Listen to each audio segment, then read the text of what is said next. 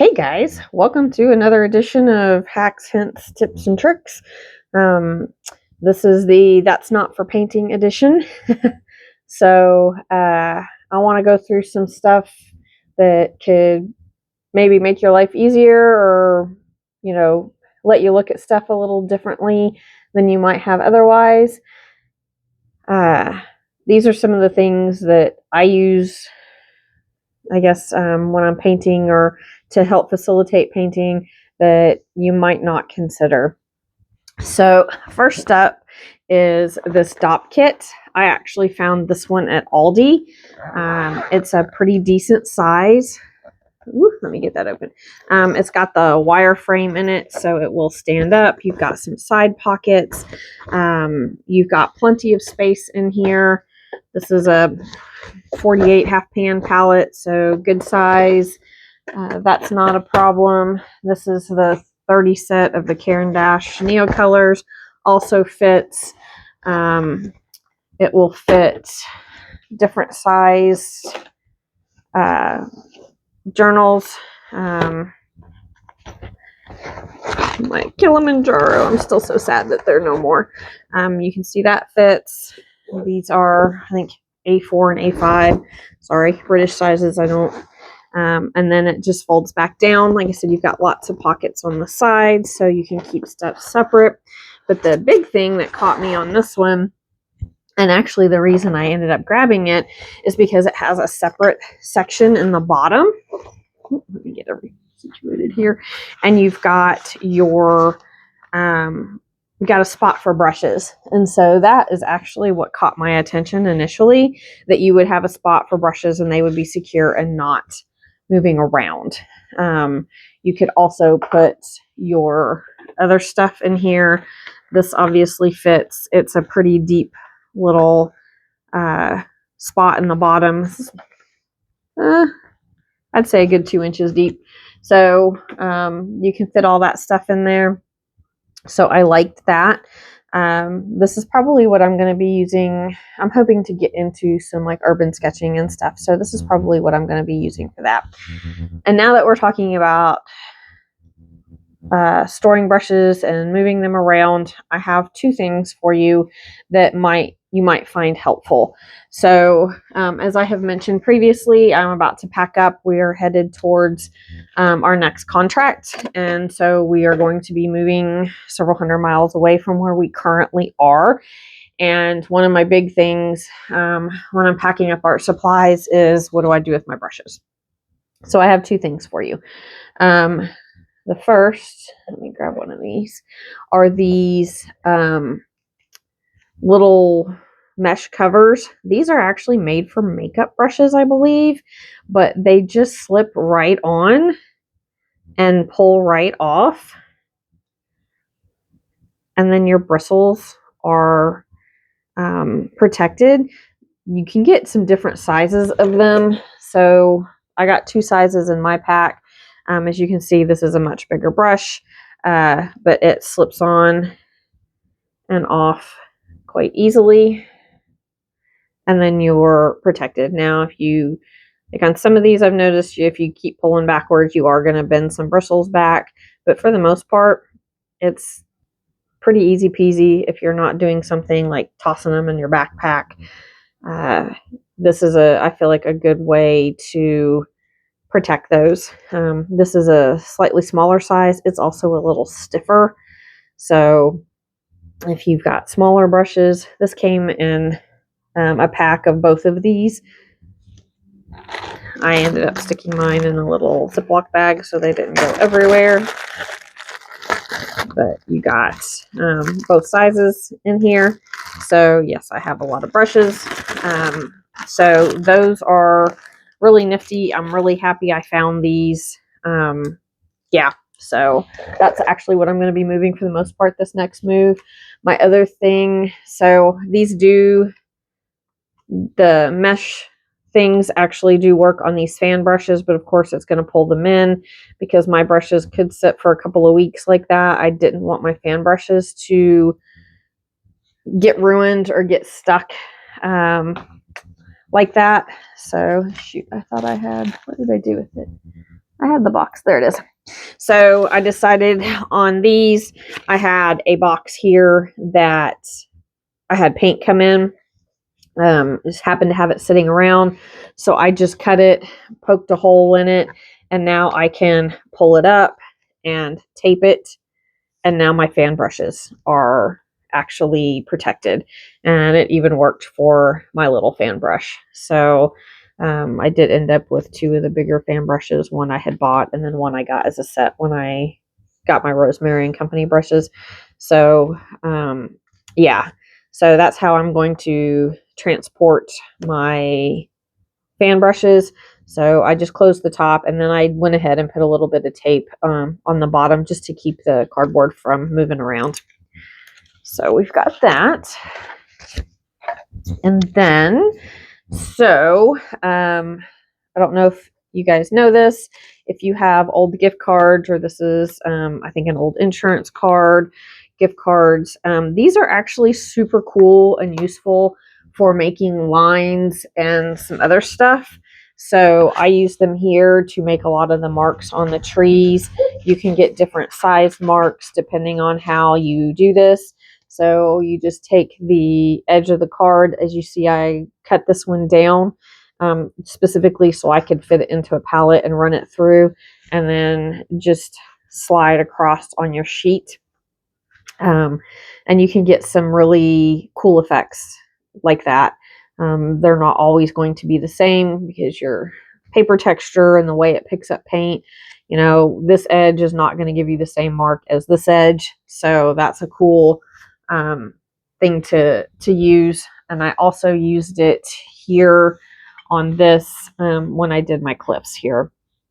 So again, kind of something to have on hand. And it could be a useful tool for you. All right, let's get this stuff out of the way. And then I've also taken to using some of these Swedish dishcloths in place of like paper towels or wash rags in a lot of cases. So they're decent size. They hold an insane amount of water. I cut this one in half so it would fit a little better.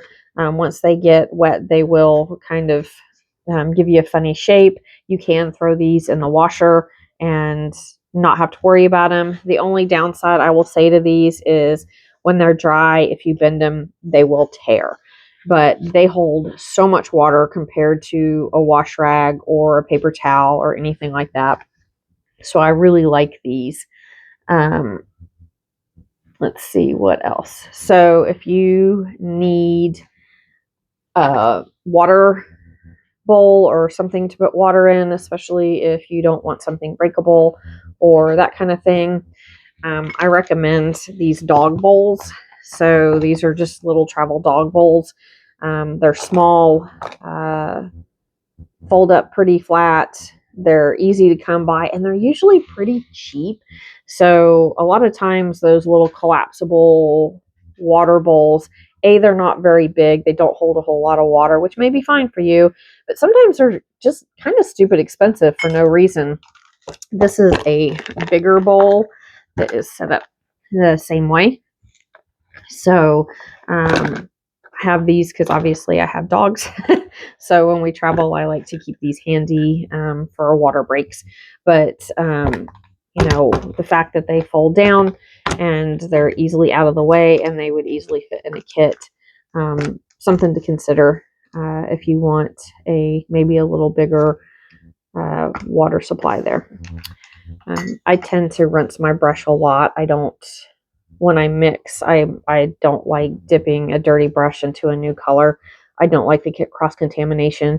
To me, it just ends up with muddy colors, and I don't care for it. So I don't do that. I also keep glass droppers. I used to always use these little plastic pipettes, and I still use these, but if you've got colors, especially that are super staining, these glass ones are nice.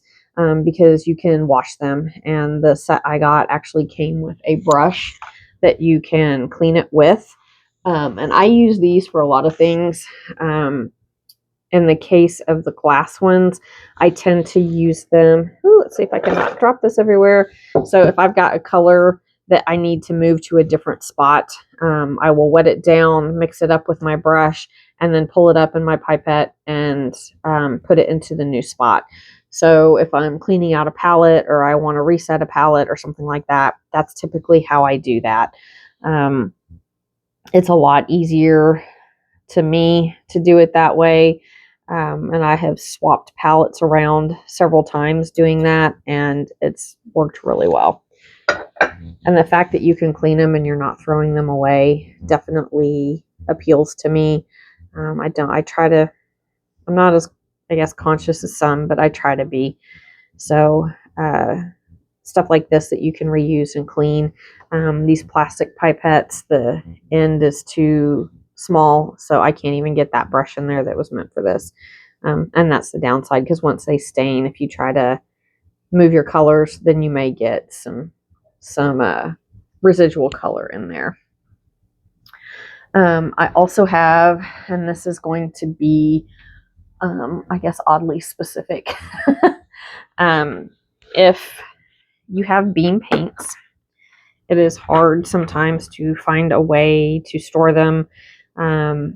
I wanted them in a tin, but I didn't like them moving around once I got them set up. In the end, I actually just used a little bit of sticky tack. But before that, I actually have a ice cube tray in this hex shape, and then your paints actually just fit right down in there. Once you get the lid on this, the tray itself is actually pretty solid. Stays pretty stiff, pretty flat. And then you've got a good spot for your beam paints, and it's not plastic. I mean, I kind of feel like if you're liking Beam, you're probably also digging on the fact that they don't use any plastic. Let me get that in there. And then it stays pretty flat. Grass. Like that. So, and I don't know that there's any reason that you couldn't use this just as a travel palette. You know, it's silicone. You could put your paint in there and go from there.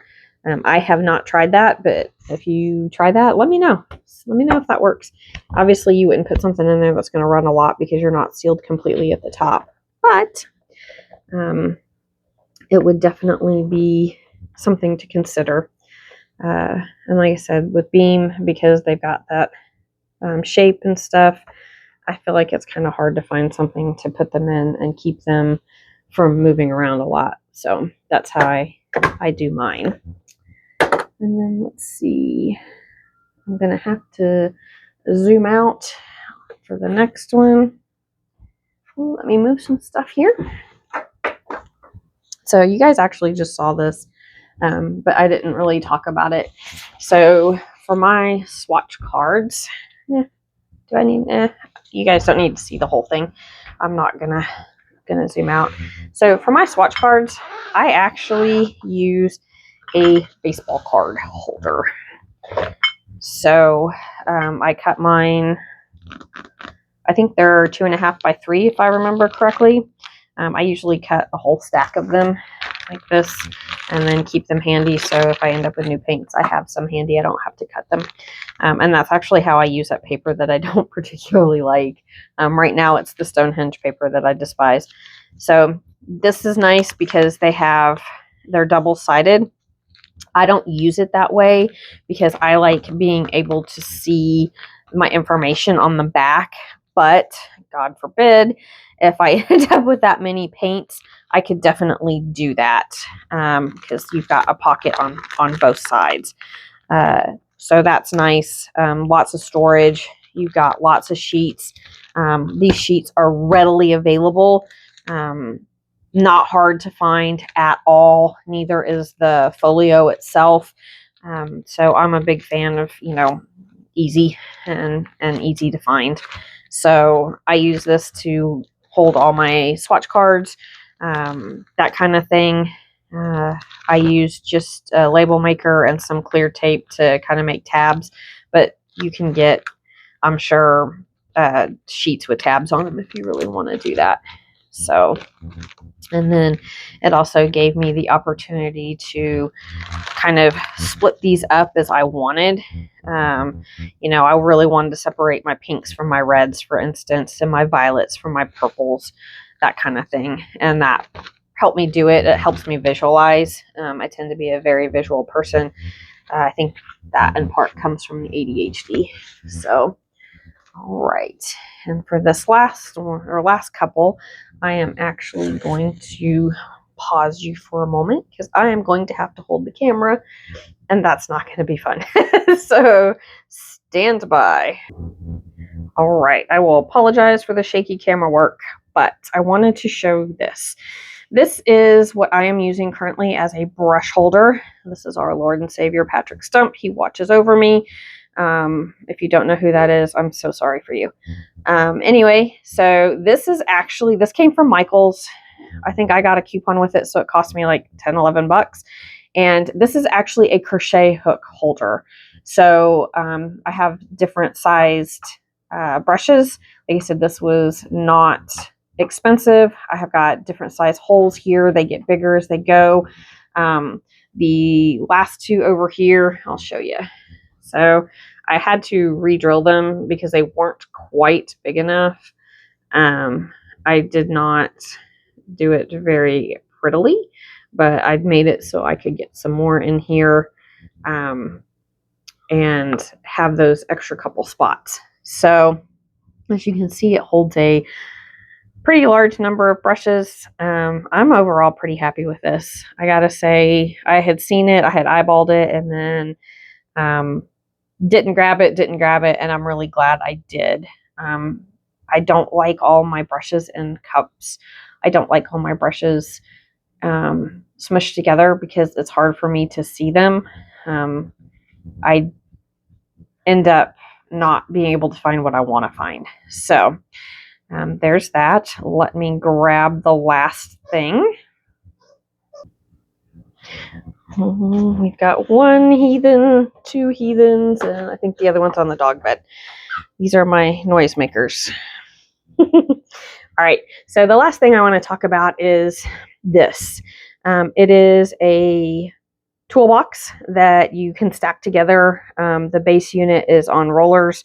This is what I'm using for my art supplies and specifically my paint. So you guys know I have a lot of paint. This is not ideal if I were not traveling because I do prefer to have them on the wall so I can visualize them and see them.